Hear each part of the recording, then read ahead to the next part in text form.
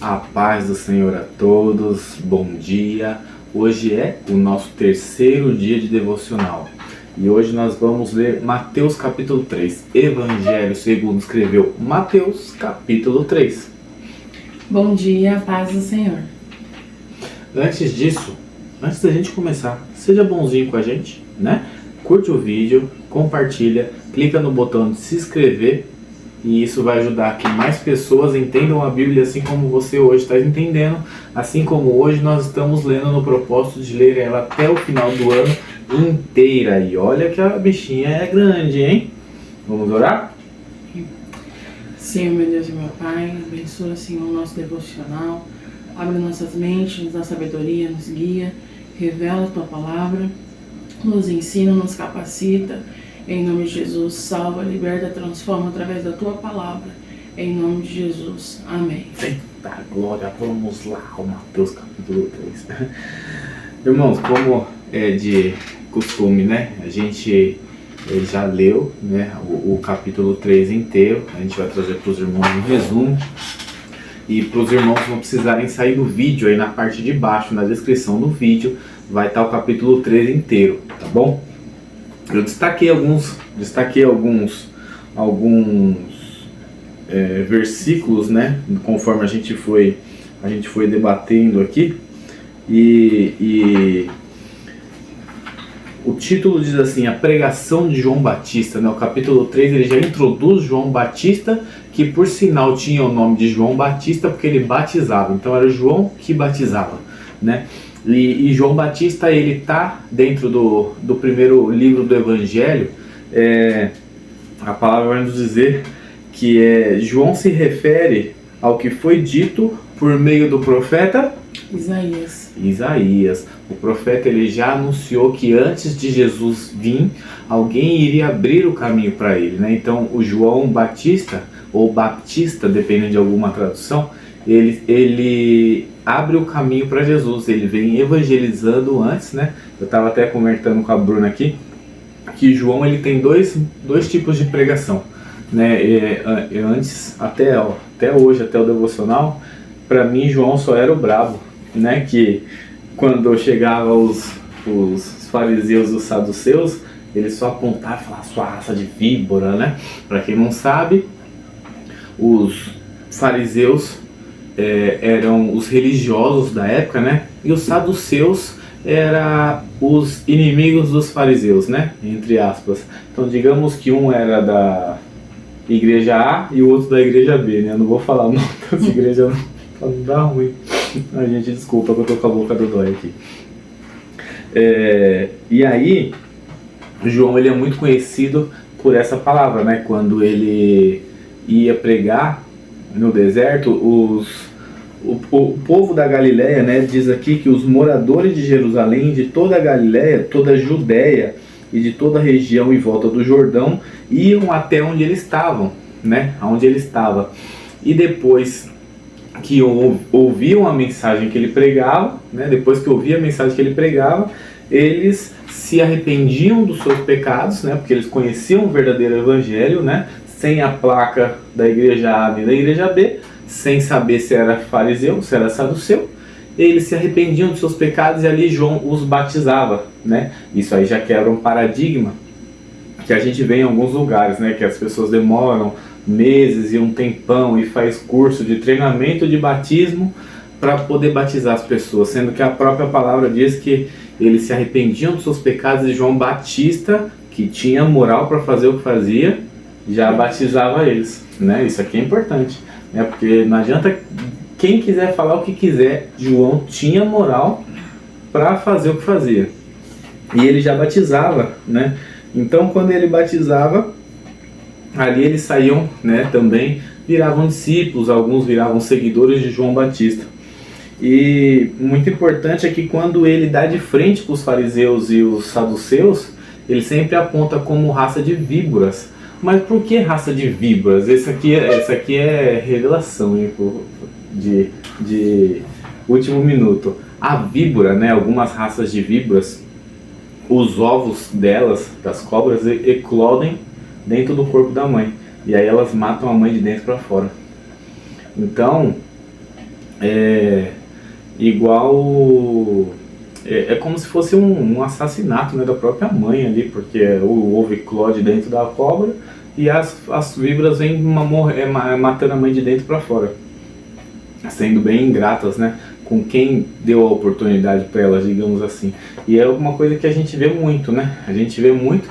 E se a gente for entrar no contexto da história dos fariseus, né, dos religiosos da época, é basicamente o que eles fazem, é o que fazem até hoje, né? Tanto que foram os fariseus, né, os sacerdotes, que pediram a crucificação de Jesus, né? Pediram, sacanearam Jesus lá na frente.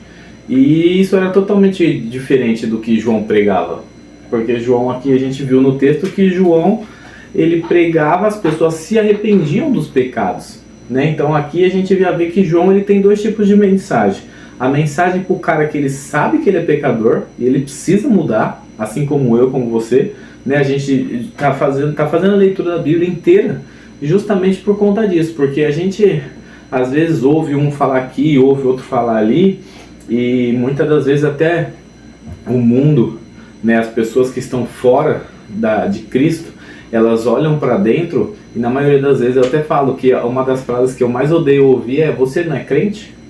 Mas por quê? Porque as pessoas olham com um olho de pedestal, de tipo assim, já que você se converteu, é crente, você tem que ser perfeito, né? Mas aqui a gente vê que quando a palavra é pregada, os pecadores, eles se arrependem. Então o tempo todo a gente tem que vir ao arrependimento, tem que entender que tudo que tem da gente é ruim e tudo que tem em Cristo é bom. Por isso que a gente procura Cristo, porque senão a gente ficava em casa assistindo Netflix, né? Ficava em casa. O Pedro podia ficar pescando, né? Tava tudo certo, não precisava de Cristo, né? Mas aí quando a gente percebe e a gente só percebe lendo a palavra que a gente precisa de mudança, né? Não tem como não ter mudança, né? E isso aqui que a gente está lendo tá no capítulo 3, a partir do versículo 4. Tá, a partir do versículo 4, que inclusive fala que João, ele era eu não vou falar humilde, porque as pessoas confundem a palavra humilde com pobreza, né? Com falta de grana. Não é o caso do João. João era simples, né? Ele não tinha vaidade, é a palavra que me faltou. Ele não tinha vaidade, né? Ele não andava bonito que nem minha esposa linda, maravilhosa. Ele andava com roupas feitas com pele de camelo, né? Ele não tinha churrasco para comer no fim do ano, né? Então ele comia gafanhoto no deserto. E vestia roupas de camelo. Aqui, lá na frente, a partir do versículo 13, a palavra vai nos dizer sobre o batismo de Jesus, né? E por esse tempo Jesus foi da Galiléia para o Rio Jordão, a fim de que João o batizasse. Tadã! Aqui faltou subir, né, a atençãozinha do exclamação aqui, né? De atenção. Por que Jesus precisava ser batizado se só os pecadores eram batizados para se arrepender dos pecados?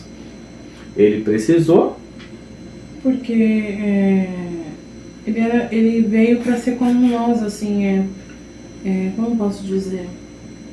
Para ensinar? Para ensinar, para demonstrar, né? Para demonstrar que ele poderia ser como nós. Era possível ser como nós? Sim, era possível ser humano, né? E andar em caminhos retos. Isso. Né? A palavra do Senhor nos mostra que Ele odeia a iniquidade. Só que se não fosse por Jesus, a gente não ia descobrir isso. Sim. Porque até João Cabeção, falou para Jesus: não, eu não sou digno de te batizar. Você que tem que me batizar. Aí Jesus disse para ele assim, ó. Aí João fala para ele: eu é que preciso ser batizado por você, e é você que vem a mim? Aí Jesus respondeu: deixe por enquanto, porque assim nos convém cumprir toda a justiça. Então ele concordou.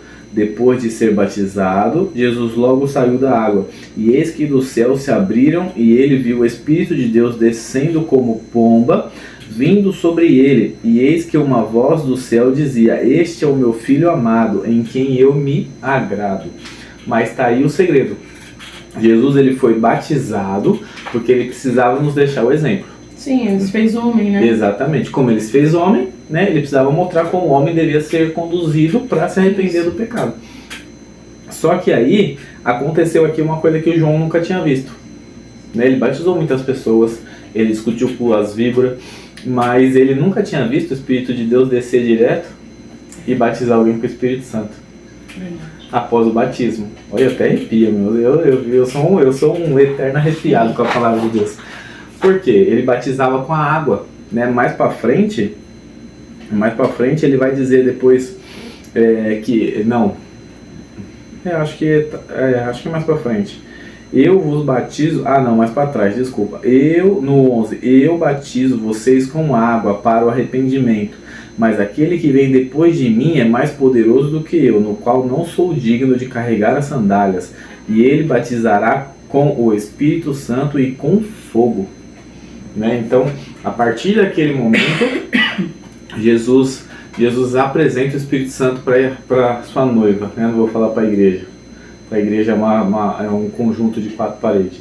Eu vou falar para sua noiva. Né? Jesus apresenta o Espírito Santo para a noiva, que depois, mais lá na frente, é o que vai ficar eternamente do nosso lado, né? Fazendo a gente arrepiar o tempo todo que fala disso aqui. Mas quando João Batista vê isso, ele entende que aquele exemplo que precisava, que ele já estava dando, precisava de um ponto a mais. Precisava de um ponto a mais. Por quê? Porque quando a gente conhece a palavra, são várias etapas, né? A gente conhece a palavra, aí vem o arrependimento, certo? Vem o arrependimento, aí depois do arrependimento vem o batismo. Vem o batismo. Batizou, recebeu o Espírito Santo, e aí a coisa começa a ficar um pouquinho mais diferente. Por quê? Porque aí vem a tentação de Jesus, né? Só que a tentação de Jesus a gente só vai falar amanhã. Não vou falar hoje da tentação de Jesus, não. Eu só vou falar amanhã. Mas por quê? Por que é importante falar da tentação de Jesus?